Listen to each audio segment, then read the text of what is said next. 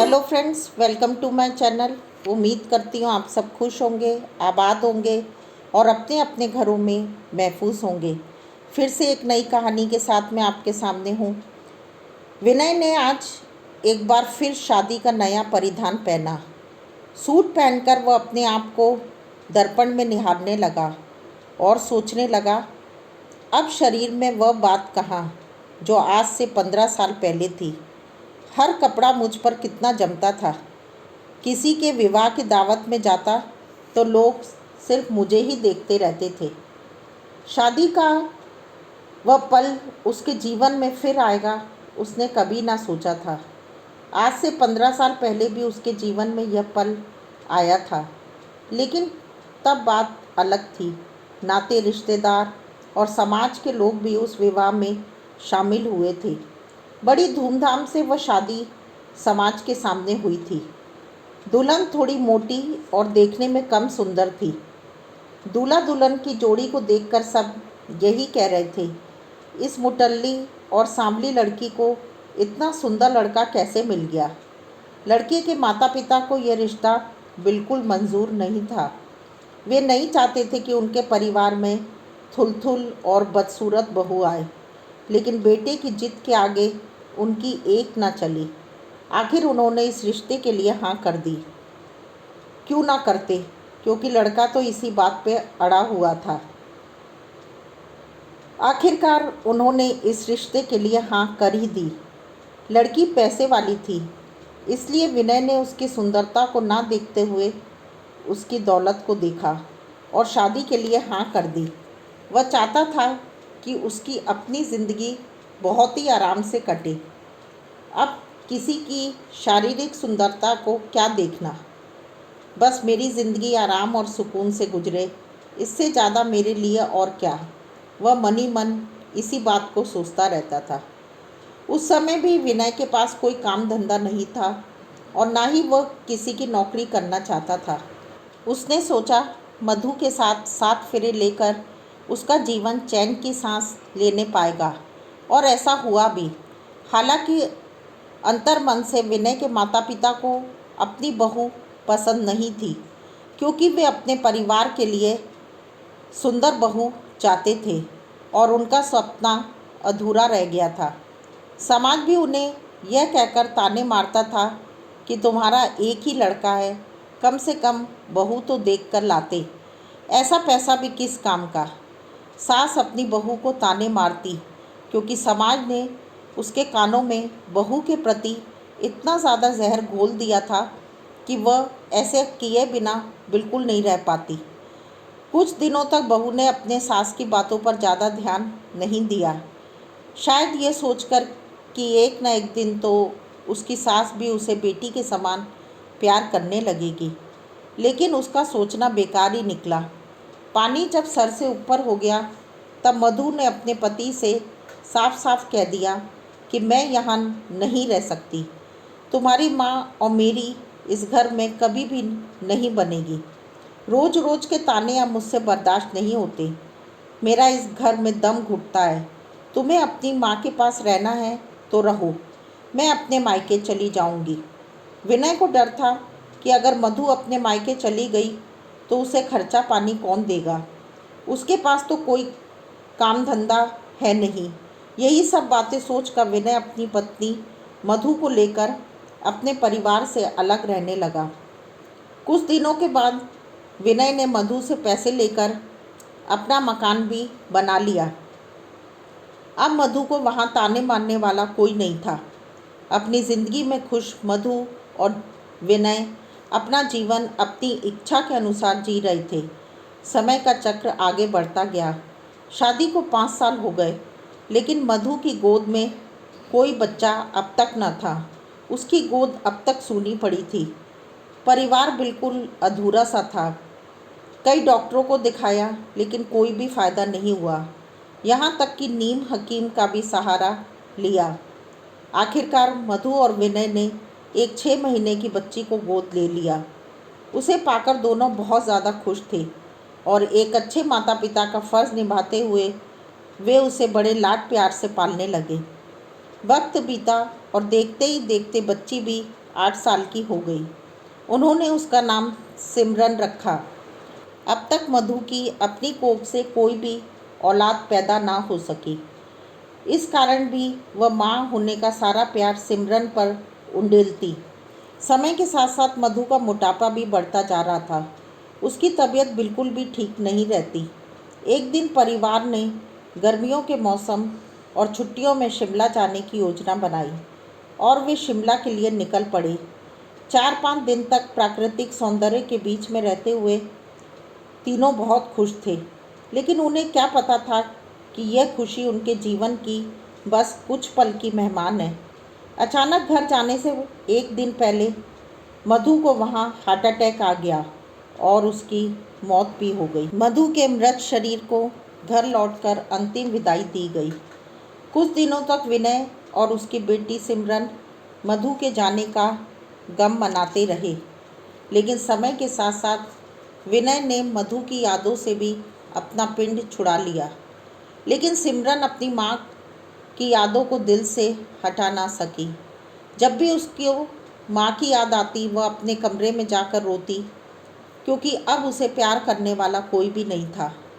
विनय ने बेटी की देखभाल के लिए एक गरीब महिला को काम पर रख लिया था। वह दिन भर सिमरन का ध्यान रखती और समय पर उसे खाना देती। लेकिन कुछ दिनों के बाद उस महिला ने काम छोड़ दिया, जिससे सिमरन फिर अकेली हो गई। अपने बेटे विनय और उसकी बच्ची को अकेला देख माँ बाप ने उसे अपने घर बुला लिया। विनय के माता पिता ने बेटे की दूसरी शादी करने की सोची और इस विषय पर उससे बात भी की। बेटा, अभी तुम्हारी उम्र ही क्या है, सिर्फ 40 साल के हो तुम। अभी तुम दूसरी शादी के विषय में भी सोच सकते हो। जीवन बहुत बड़ा है। हमारे जाने के बाद तुम्हें कौन देखेगा, कौन संभालेगा। लेकिन माँ, अब इस उम्र में मुझसे कौन शादी करेगा, और मेरे पास एक गोद ली हुई बेटी भी है। बेटा, मेरी एक सहेली है और उसकी छोटी बहन विधवा है। 5 साल पहले उसके पति का कार दुर्घटना में निधन हो गया था। तब से वह अकेली रह रही है। उसके पास कोई बच्चा भी नहीं है। मैंने तुम्हारे विषय में अपनी सहेली से बात की थी और वह इस रिश्ते के लिए राजी भी हो गई है। उसके माता पिता का भी कहना है कि कब तक उनकी बेटी अकेले जीवन यापन करेगी, उसको भी कोई सहारा मिल जाएगा। बेटा, लड़की सरकारी अस्पताल में नर्स है। वह अपना खर्च खुद चला लेगी। तुम्हें उसकी चिंता करने की भी ज़रूरत नहीं है। उसे यह भी पता है कि तुम्हारे पास कोई काम धंधा नहीं है। वह तो सिर्फ यह चाहती है कि उसे कोई ऐसा जीवन साथी मिल जाए जो उसके सुख दुख में साथ दे। ठीक है माँ, जैसा तुम चाहो। आखिरकार दोनों परिवारों की रजामंदी से विनय तथा संगीता का रिश्ता तय हो गया और आज वो दिन है जब विनय दोबारा दूल्हा बन अपनी कार में बैठने के लिए तैयार था। लेकिन आज वो बात कहाँ थी जो इतने साल पहले जब उसने मधु से शादी की थी। आज तो सिर्फ 5-6 लोग थे जो उसके साथ मंदिर में जाने के लिए तैयार थे, क्योंकि महामारी कोरोना का दौर देखते हुए लड़की वालों की तरफ से भी सिर्फ 5-6 लोग ही मंदिर में आए थे। समय से विनय भी मंदिर पहुंच गया। साधारण तरीके से विनय और संगीता की शादी मंदिर में हो गई। घर आकर दोनों परिवारों ने विनय के घर भोजन बनाया।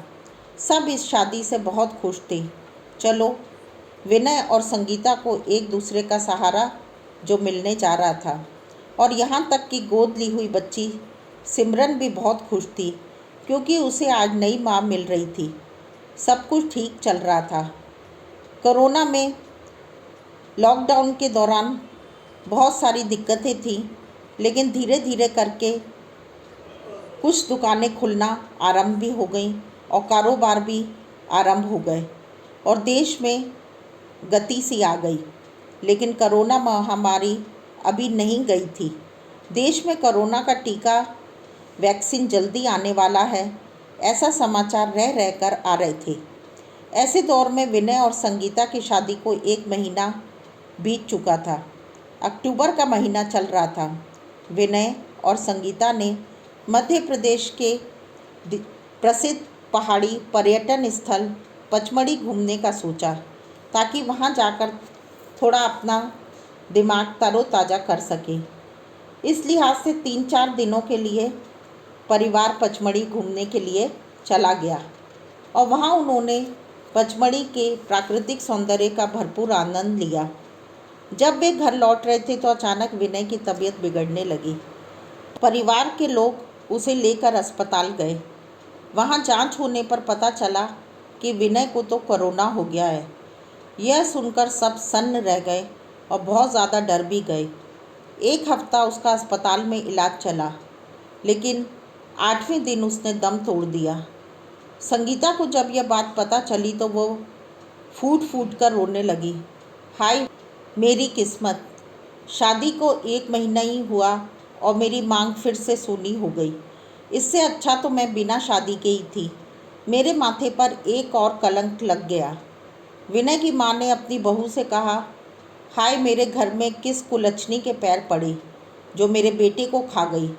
सास का बुरा भला सुन संगीता अपने घर वापस पहुंच गई, यह सोचकर कि यह मैंने अपने जीवन में सबसे बड़ी भूल कर डाली जो मैंने दूसरी शादी कर ली। आज से मेरा जीवन अकेले ही ठीक है, मुझे किसी भी सहारे की ज़रूरत नहीं। इधर गोद ली हुई बच्ची सिमरन को विनय के माता पिता ने यह कहकर कि हम उसकी देखभाल नहीं कर सकते, वापस अनाथालय भिजवा दिया। उनका मानना था कि आज के ज़माने में सगे या निकट रक्त संबंधी भी अपने नहीं रहे और यह तो पराई जान है। हम पहले भी अकेले ही जी रहे थे, अब भी जी लेंगे। मनुष्य के जीवन में कब क्या हो जाए यह किसी को पता नहीं होता, इसलिए इंसान को हर पल खुशी से जीना चाहिए। कब किसकी अंतिम घड़ी आ जाए यह हम और आप नहीं पहचान सकते। वहीं यह भी माना जाता है कि किसी कामना के वशीभूत होकर जो हो जाए ज़िंदगी में उसकी पूर्ति अक्सर नहीं होती। विनय के माता पिता शरीर से खूबसूरत बहू चाहते थे, तो विनय बिना मेहनत किए घर बैठे फोकट में पत्नी की कमाई पर जीवन काटना चाहता था। कुदरत ने उसकी तमन्नाओं पर पानी फेर दिया। विनय की माँ को अपने विवेक बुद्धि को खूंटी पर टांग कर लोगों की बातों में आकर वह अपनी बहू को ताने देती थी। उन्हें बहू ना मिली, ना बेटे की घर गृहस्थी, यहाँ तक कि बेटी की ज़िंदगी से भी हाथ धोकर और बहुओं के विधवापन से अपने जीवन के अंतिम मुकाम पर वह अपने पति के साथ अकेले ही रह गई। दोनों बहुएं मधु व संगीता अपवाद रहीं, जिन्होंने अच्छी सोच से ज़िंदगी को संवारना चाहा, मगर कुदरत ने ऐसा ना होने दिया। सिमरन पर भी किस्मत की मार पड़ी। उसका जीवन अनाथालय से फिर अनाथालय पहुंच गया। सच है, ज़िंदगी में कब क्या हो जाए किसी को नहीं पता और कुछ भी नहीं कहा जा सकता। उम्मीद करती हूँ फ्रेंड्स आपको ये कहानी पसंद आई होगी। और बहुत सारे हम ज़िंदगी में अपने मंसूबे बनाते हैं, लेकिन हमारे ज़िंदगी की वो बातें जो हम अच्छी इच्छा से नहीं चाहते कभी भी पूरी नहीं होती।